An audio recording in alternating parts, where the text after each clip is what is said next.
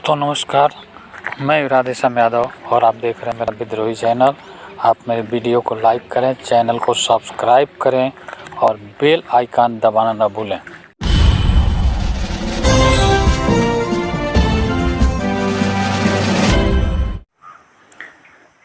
नज़रें बदली तो नज़ारे बदल गए, नज़रें बदली तो नज़ारे बदल गए, सोच बदली तो सितारे बदल गए और किश्ती ने जो रुख बदला तो किनारे बदल गए।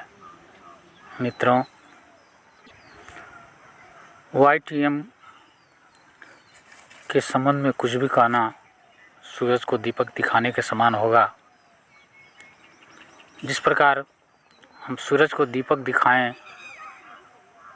तो सूरज से निकलने वाले प्रकाश के सामने दीपक का प्रकाश नगण्य होता है, उसी प्रकार यह YTM जो एक मल्टी लेवल मार्केटिंग कंपनी है और जिसमें करियर बनाने का एक सुनहरा अवसर है। YTM कंपनी फ्री में बिना कोई शुल्क दिए, यानी इसे हम दूसरे शब्दों में कह सकते हैं बहुत ही कम लागत में बिना पूंजी के हमें एक बहुत बड़ा व्यापार, बहुत बड़ा व्यवसाय करने का अवसर प्रदान करती है। अगर हम इसके संभावनाओं पर प्रकाश डालें, अगर हम इसके संभावनाओं पर नज़र डालें, इसकी संभावनाओं की अगर व्याख्या करें तो हम पाएंगे कि यह एक अथाह समुद्र है जिसमें हम अपने नॉलेज बढ़ाने के साथ साथ असीमित इनकम भी कर सकते हैं। इस व्यवसाय में असीमित इनकम की संभावना तो है ही साथ हमारे सामाजिक दायरा बढ़ाने के लिए बहुत ही सुंदर प्लेटफार्म है और हम अपने जान पहचान के लोगों से संपर्क करके उन्हें भी इसे करने के लिए, अपनी आर्थिक स्थिति सुधारने के लिए, अपनी सामाजिक दायरा बढ़ाने के लिए, अपने सीमित सोच के दायरे को बढ़ाने के लिए हम उन्हें भी आमंत्रित कर सकते हैं और उनके विकास में भी हम सहायक बन सकते हैं। मित्रों, यह बड़े सौभाग्य की बात है कि आज मुझे इस YTM के मीटिंग में 2 शब्द कहने का अवसर मिला और मैं इसके लिए हृदय से आभार व्यक्त करता हूँ। YTM का यह प्लेटफार्म एक ऐसा प्लेटफार्म है जहाँ पर हमारी योग्यता की कीमत लग सकती है, जहाँ पर हम सब लोगों के योग्यता की कीमत लग सकती है। हमारी जो क्षमताएं हैं, हमारी जो संभावनाएं हैं, उन क्षमताओं और संभावनाओं को अगर उभारने का प्रयास किया जाए तो हम बहुत लंबी सफ़र तय कर सकते हैं और अपने जीवन में हम बहुत कुछ पा सकते हैं। यहाँ पर असीमित संभावनाएं हैं, लेकिन सबसे पहली शर्त जो है कि हमें इसमें सफलता पाने के लिए हमें प्रयत्न करना पड़ेगा, हमें परिश्रम करना पड़ेगा, हमें टूटना पड़ेगा, हमें मिटना पड़ेगा, हमें इसके प्रति पूर्ण रूपेण समर्पित होने पड़ेगा, फिर सफलता हमारे कदमों में होगी। मित्रों, मैं एक कहानी शेयर करना चाहता हूँ जो मुझे बहुत ही प्रीतिकर है। अगर हम इस कहानी में मिलने वाले मैसेज को अगर पकड़ने में कामयाब हो सकें तो हमें इस प्लेटफार्म पर सफल होने में बहुत बड़ी मदद मिल सकती है। एक मूर्तिकार एक घने जंगल से निकल रहा था। वह भी जंगल में पहुंचा ही था कि अंधेरा गिराया। उसे जंगली जानवरों का भय लगने लगा और सोचने लगा कि कहीं ऐसा न हो कि रात के अंधेरे में कोई जंगली जानवर उसके ऊपर हमला कर दे। वह कुछ ऐसी तरकीब खोजने लगा जिससे पूरी रात वह जंगल में ही रुक करके अपने आप को सुरक्षित रख सके। तभी उसके ख्याल में आया कि क्यों न किसी पत्थर को उठा करके कोई मूर्ति बनाने का प्रयास करे। चूँकि वह मूर्तिकार था और मूर्ति बनाने में पारंगत भी था, न जाने अपने जीवन में कितने मूर्तियों को बनाया था। उसने अपने अगल बगल देखा और पास ही उसे 2 पत्थर दिखाई दिए। मूर्तिकार होने के नाते उससे पत्थरों की भाषा आती थी। उसने पहले पत्थर से पूछा, क्यों भाई पत्थर, मैं तुम्हें शिव जी की मूर्ति के रूप में गढ़ना चाहता हूँ। क्या तुम अपने आप को मिटाने के लिए तैयार हो? क्या तुम मेरे छेनी हथौड़े की तकलीफ़ को सहने के लिए तैयार हो? उस पत्थर ने जवाब दिया कि जी नहीं, धन्यवाद, मैं जितने में हूँ, जहाँ पर भी हूँ उतने में संतुष्ट हूँ। मैं पत्थर बनकर ही संतुष्ट हूँ। मुझे भगवान बनने की कोई आकांक्षा नहीं, मुझे दर्द सहने की कोई ज़रूरत नहीं। और वह मूर्तिकार फिर यही प्रश्न दूसरे पत्थर से किया और दूसरे पत्थर ने तपाक से जवाब दिया कि जी हाँ, यह मेरे लिए बहुत ही सौभाग्य की बात होगी। यह मेरे लिए ईश्वर ने एक अवसर पैदा किया है। मैं टूटने के लिए तैयार हूँ।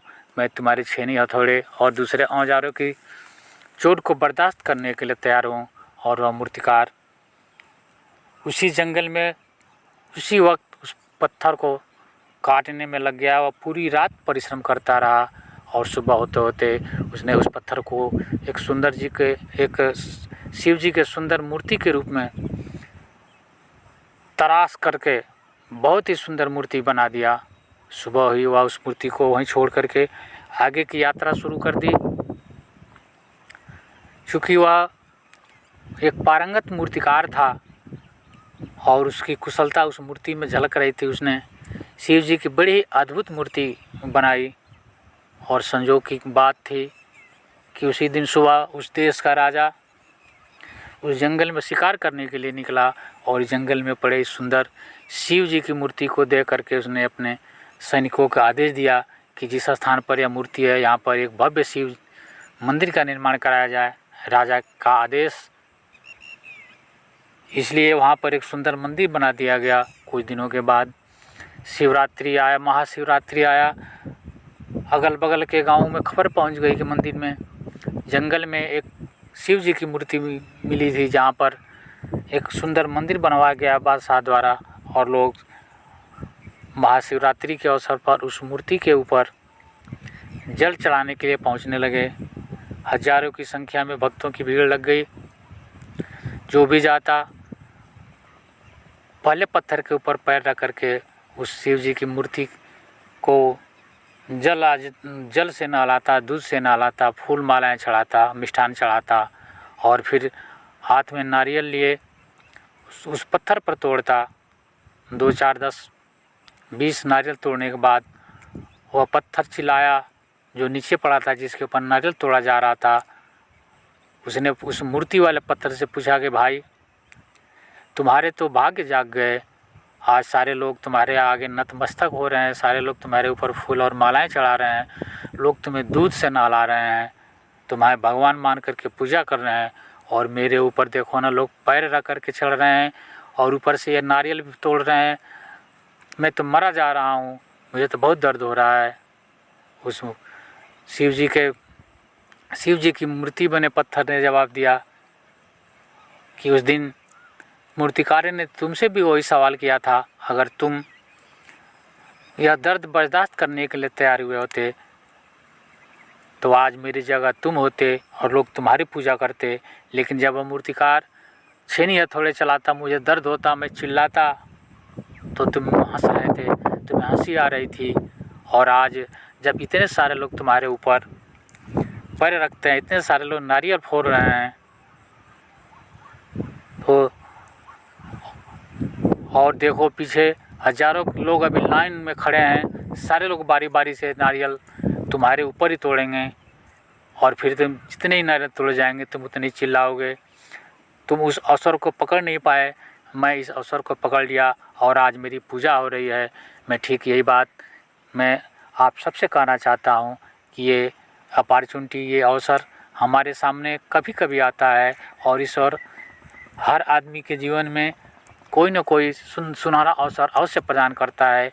लेकिन जो लोग इस अवसर को पकड़ने में कामयाब हो जाते हैं, जो लोग इस अवसर को भुना लेते हैं, वे जीवन में सफलता की सीढ़ियाँ चढ़ जाते हैं। और जो लोग इस अवसर को खो देते हैं, ये लोग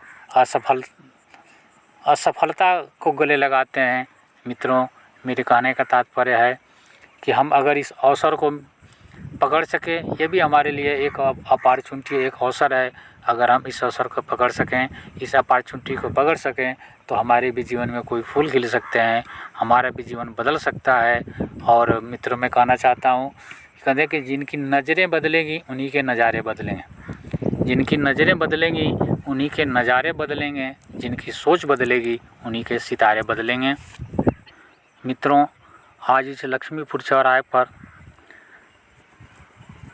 जो यहाँ के लोगों द्वारा जो यह मीटिंग आयोजित की गई है, इसके लिए मैं इस मीटिंग के आयोजकों की भूरि भूरि प्रशंसा करता हूँ, उन्हें हृदय से आभार व्यक्त करता हूँ। और इस मीटिंग में शामिल सभी लोगों का हार्दिक नमन, वंदन और अभिनंदन करता हूँ। खासकर मैं अपने परम मित्र और जो मुझे यहाँ तक लेकर के आए हैं श्री उपेंद्र सिंह जी का हार्दिक नमन और वंदन करता हूँ, जो उन्होंने मुझे इस सभागार तक पहुँचाया।